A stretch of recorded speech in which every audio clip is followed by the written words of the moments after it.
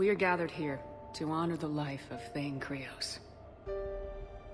Thane touched each of our lives in different ways. The Councilor knew him as a hero. The Normandy's crew knew him as a brother in arms. And others as a father devoted to his son. Though his life took him to very dark places, Thane cared for the better angels of our nature.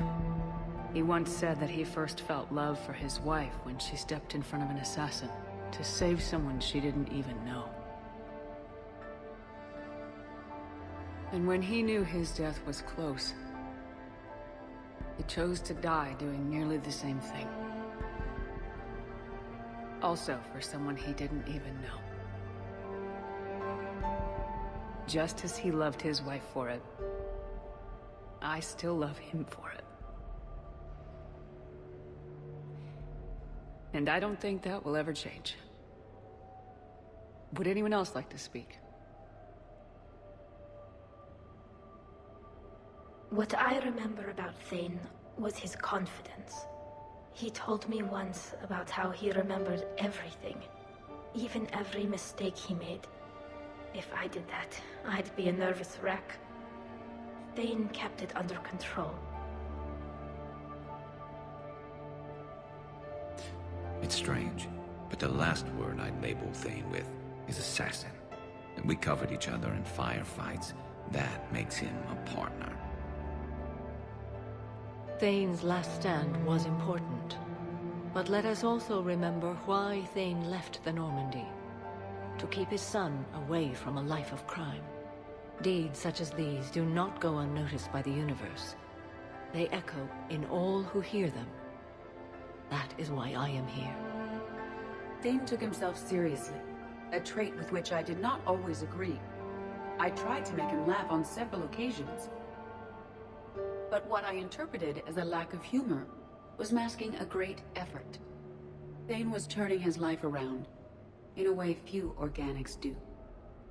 The day Thane came onto the Normandy, all Kelly and I knew about him was that he could probably kill us all with a ballpoint pen. But after you got to know him, there wasn't any reason to be afraid. He let you know where you stood. Kolya, do you,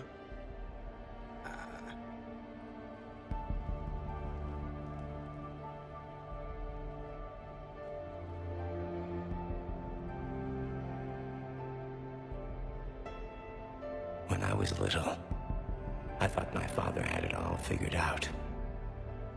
He said men must be loyal to their friends and dangerous to their enemies. But when he prevented me from hurting someone, he had changed. He said enemies and ego are not as important as loved ones. I didn't want to hear it. I was lost. I called him a hypocrite in 1,000 different ways. Said that he was going soft. Now, I think maybe he did have it all figured out. That's all I can say. If anyone would like to continue, we'll be here. Looks like people are starting to clear out. Commander, thank you for holding this event. In time, it will be a good memory. I don't know if I'll be as philosophical about it. It's still kind of raw. I understand.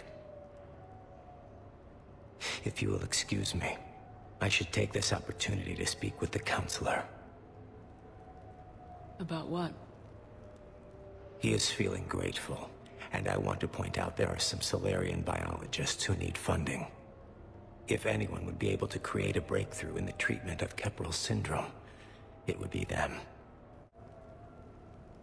If you need someone to hold the Counselor's feet to a fire, I'm there. I appreciate the offer, but Counselor Valorn has recently orated about funding science during wartime. My odds are good. Oh, before I go, I was organizing my father's possessions, and I came upon copies of video messages he tried to send you. I sent them to your extranet address. I hope they help more than they hurt. Until we meet again, Commander.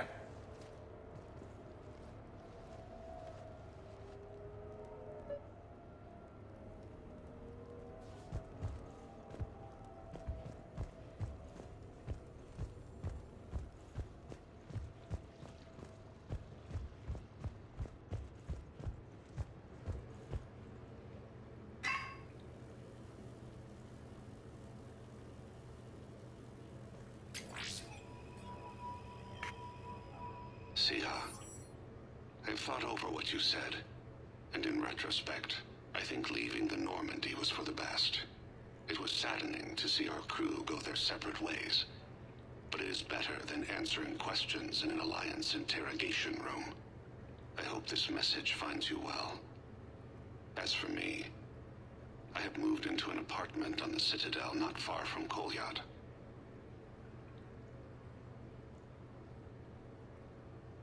I think the first attack I had frightened him. Perhaps I shouldn't have said that. I don't want you to worry or feel guilty that you are not with me.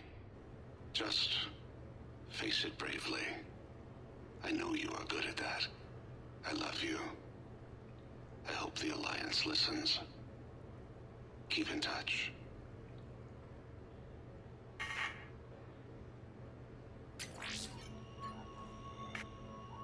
Shepard. If you sent a message back, I didn't get it. I suppose communications from someone of my reputation would be restricted. The irony is, I am a danger to no one these days. I am even paying taxes on my investments. I can't expect Kolyat to do so if I don't. He is doing better. He has no significant other, and he is temperamental. But he is employed and staying out of crime. I can tell he is serious about changing. It has cost him more than a few friends. Send something back if you can, Shepard. I can only learn so much from news reports about you. I have tried a false identity to try to get this message through to you. We'll see if it works. I have good news and bad. The good news is that Kolyat and I took a few days to visit Earth. Light the shade of her eyes. Shrill sound of chirping stops. I scan the ground. See two tiny bodies locked by claws. Excuse me. As I was saying, we saw a beautiful sunset in New Mexico, and a scorpion eating a cricket. I wish you could have joined us. The bad news is, I fainted and struck my head. Kolyat has convinced me to stay at Huerta Memorial on the Citadel. I will be there from now on. I still don't want to die in a hospital, but it's where the doctors are. And Kolyat. I love him. That means I must trust him. Goodbye, Shepard. Let me say that now, in case I cannot later.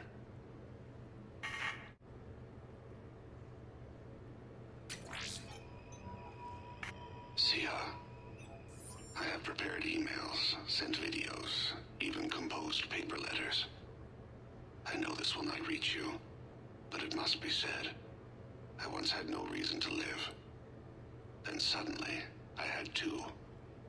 You and Kolyat. Circumstances keep us apart, so Kolyat takes much of my time, but I don't know if it's obvious to humans. Fist slams the table. She comes to me, fingers cool and soothing. Thane, be alive with me tonight. I cannot forget you. That is what humans say. With us, it is a state called Tufira. Lost in another. It can consume us. In case you are in the same pain, I want to say, you have only made my life better. You gave me you, Kolyat. Even the Omega-4 relay made me feel purposeful. We are alive, Sia. And when we are not, I will meet you across the sea.